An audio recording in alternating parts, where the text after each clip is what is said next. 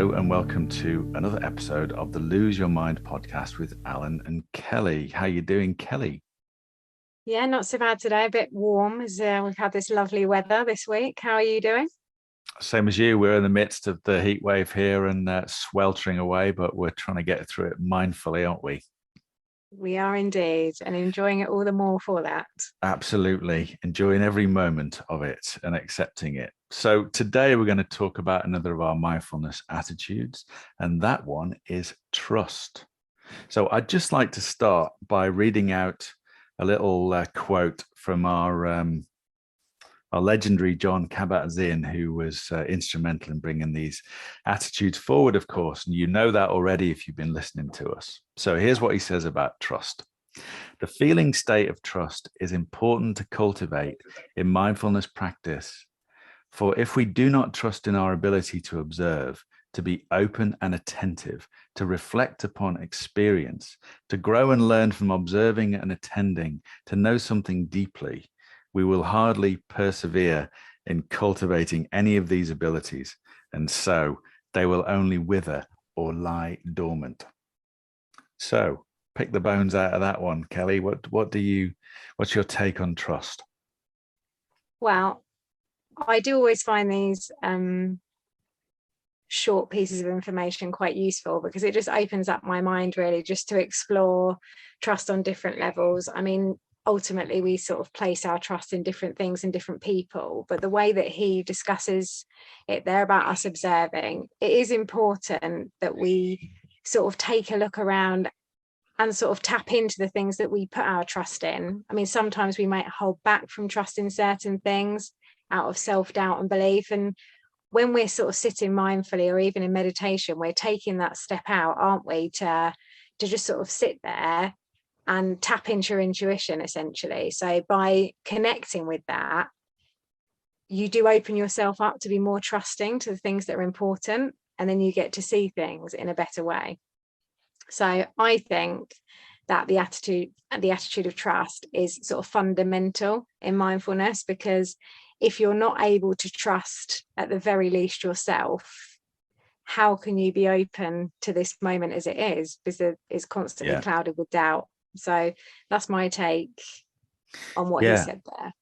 Yeah, and I think when I first look at trust and as one of the attitudes, and you sort of define them all, and I think this one's actually, on the face of it, it's quite simple, isn't it? Yeah, just trust. Trust me, trust others. End of. But it's more than that, isn't it? I think you said it's fundamental. So it feels like, from what he's saying, it underpins everything we do in our mindfulness practice. So you have to trust yourself that, when you sit there, you're going to trust the fact that you're going to sit there and make good use of your time, and that you're going to move forward as a result of that, and trusting in what you actually do. So it's kind of double bubble, this, isn't it?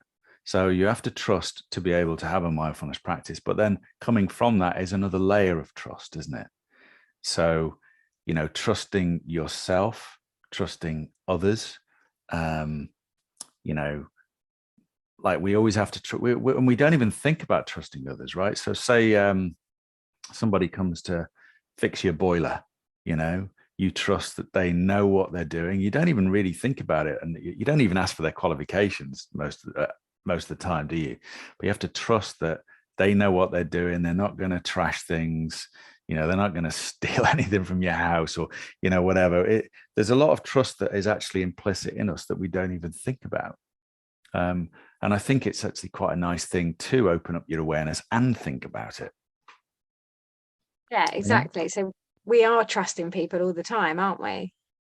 And like you said there about the engineer coming, and I was listening to this book the other day, and he said the similar thing about the taxi driver scenario, which I mentioned to you before. But when you get in that taxi, like, has he even got a driving license? Has he been drinking? You're trusting in their service, aren't you? And we're doing it all the time. I don't know what kind of taxis you're getting into. Well, hopefully safe ones that are going to take me from A to B. I think we've all got a few stories like that, haven't we? But anyway. We have, but as well with trust, we put a lot of trust in what we read and see on the news. Now, I have a bit of a problem personally with the news in general, Okay. largely coming from an anxious place, because Yeah. I feel there's so much fear mongering put out there that I personally have had to stop watching the news. That's just my own decision, because every time I watch it, it creates patterns in my mind that aren't very helpful. So even, for example, with this heat wave that we've just had, and then not too long ago, we had the storms. Now, if I were just mindful, living in the moment, and trusting in my own information of the surroundings around me, I walk out the door. I know it's hot. I know it's important to drink water, put sun cream on, not overdo it. But you read the news, and straight away, I think, are there going to be fires? Are old people going to be dying? And I know all these things are risk factors, but I think we do have to have a bit of an element of trust in ourselves. And mindfulness allows you to sort of strip back the outside noise, doesn't it? So you're Mm. coming from a place where you're trusting in your own opinion rather than that of everyone else, which I know is important. And I'm not taking away safety aspects of looking after people in hot weather, windy weather. But it's what I'm saying is I think we can quite easily get carried away in placing our trust everywhere else. And if you can't initially trust in yourself, like foremost, then it doesn't set you up very well. What is your view on that? Yeah, that's an interesting one. Because I myself am a little bit fed up with the dramatization of the news. I mean, climate, all that aside, I think I think though there's maybe a slightly different take on it that maybe you have to trust them a little bit that they're trying to do the right thing. I'm talking about things like government advice. Having this debate the other day about, nanny state and all that. And we're probably getting into areas we probably shouldn't get into. Yeah, I But think we don't want to go too deep here, or we no, just no, have let's quite not a go too disagreement. political or conspiracy theories or anything like that. But um, what I was going to say was that so behind every action, there is some kind of motivation, and it very often gets twisted. And there's a whole lot of things in the way. And I think maybe you just have to trust that that they're saying what they're saying for a reason. You don't have to buy into that reason. That is entirely your choice. And if you want to say, I'm not listening to that, and that means nothing to me, that's entirely your choice. But maybe you have to trust they're doing things for a reason, whatever those reasons might be. Okay. And I'm not saying they're necessarily the right reasons, but they're doing it for some reason. But what you've said is you're trusting in yourself to make your own decisions. Unfortunately, a lot of people don't get it, and a lot of people do need that kind of help, because they're just not, thinking straight about what happens when the sun beats down on them at 40 degrees. It's something we're not used to. So And I do appreciate what you said there, points of which I agree with, and points of which I don't. But it's what I think. I do agree that people are doing things wherever the information is coming from for a reason. Whether they're the right reasons or not is very questionable, in my opinion. So if we look at things like the pandemic situation, a lot of news was given out to people and advice was given for people to choose to take if they wished. Personal choice. mhm. Again, I think absolutely fine, but it's what I do not agree with, where I think trust in yourselves comes in, is now, on that really hot day yesterday, it was like 40 degrees nearly. Mhm. I walked down the high street and I saw an old lady with a mask on. I honestly could have cried for her, because I think I know that there are dangers of certain things and people have been enforced to do certain things, but a time has to come where you sort of take trust in yourself, that you can sit back and think, right, what would be better for me? I mean, this lady didn't look particularly well, because it was hot and she had a mask on. So in my opinion, I thought it would probably be safer in the heat to not have the mask on outside. But you get to a point, don't you, where fear overclouds your mind, and then you do lose a bit of trust in yourself. So by taking that time out and stopping, when we're doing meditation and mindfulness, it does take away the noise of all the things, and the answers might come up that are more practical for you to be able to move forward in a bit more trust in what you think is right for you, is what I'm saying, if that makes sense. Yeah. So when you think about that lady, what was her trust, do you think? What was she trusting in?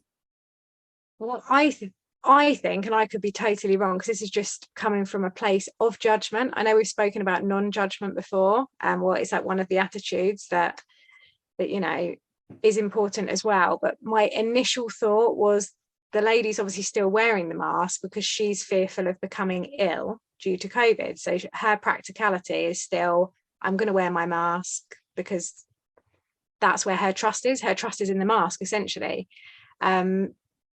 But really, on a hot day like that, I'm sure many people may have advised that wasn't necessarily the right thing for her, but only she can make that decision. So people give out advice and information everywhere, don't they? I mean, like we've said, and we're placing our trust in people, whatever we come across in life. But ultimately, I don't think we can observe the world fully to align with ourselves unless we trust what we think. Right. So it is about really, first and foremost, trusting yourself and that you know what to do when the time comes, or you know what to think and all that. That's what you're Well, saying, isn't it? yeah, I think so. I think really, for me, since heavily meditating and practicing mindfulness, I see that I always know the answers that are right for me, but I don't trust myself to move forward with them. So I will often, when I actually come to a place of stillness, come back to the same answers. But then I build layers up around myself to block me from moving forward, probably because I don't have trust in maybe what's to come, or I'm scared of outcomes, or think, oh, it might be easier to stay here. So it's building that trust to get you to a place where you're confident enough just to be able to, I mean, you can live a more fulfilling life if you live authentically and believe in what you're doing.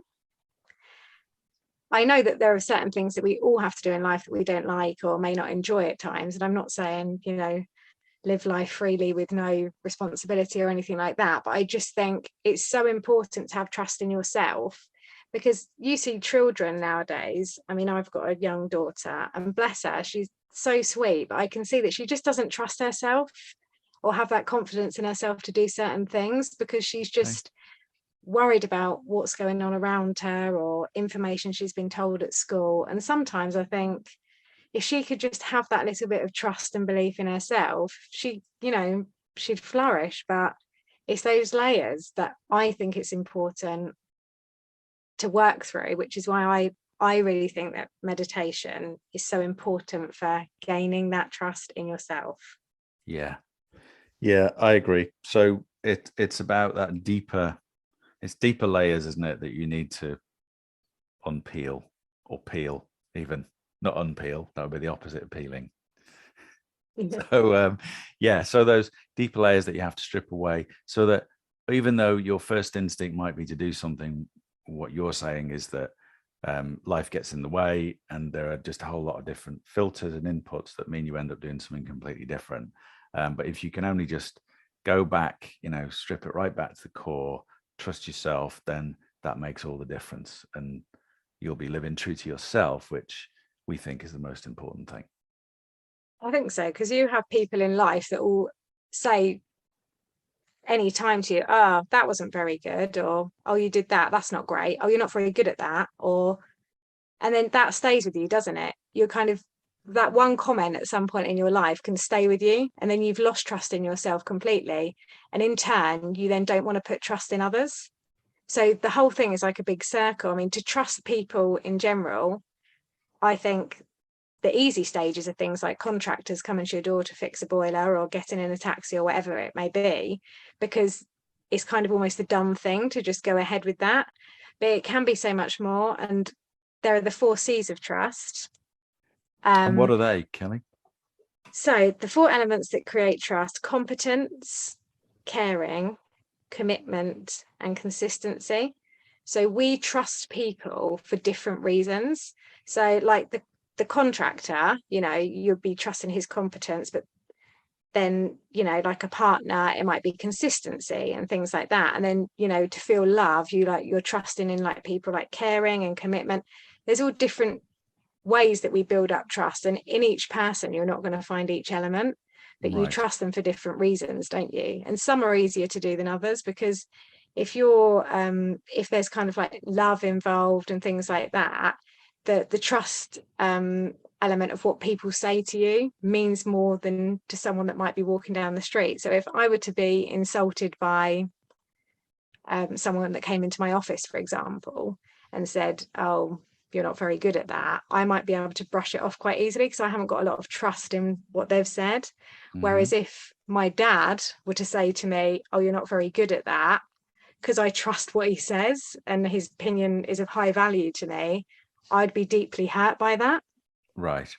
Do you see what I mean? So I think there are different ways that we obviously trust, but I always think it comes back to, you've got to have trust in yourself and who you are before you can fully trust anyone anyway. That's my opinion. Yeah. And I would just like to build on it as well, because you mentioned about your daughter and was it yourself? You said about being scared of outcomes. I think you also have to cultivate the ability to not worry too much about outcomes, which I think is another mindfulness attitude anyway. We're talking about non-striving here, aren't we? So we let the moments unfold. We can only control the inputs. We can't control the outputs.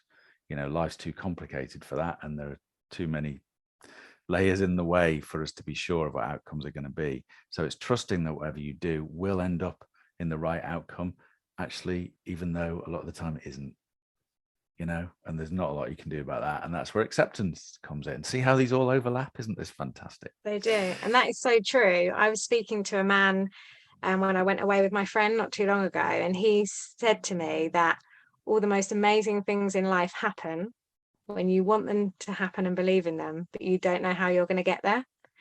And you saying about outcomes there, that summarizes that, because we can't control that, can we? But you're going to have trust in the journey. You do indeed. And that's the fun part anyway, isn't it?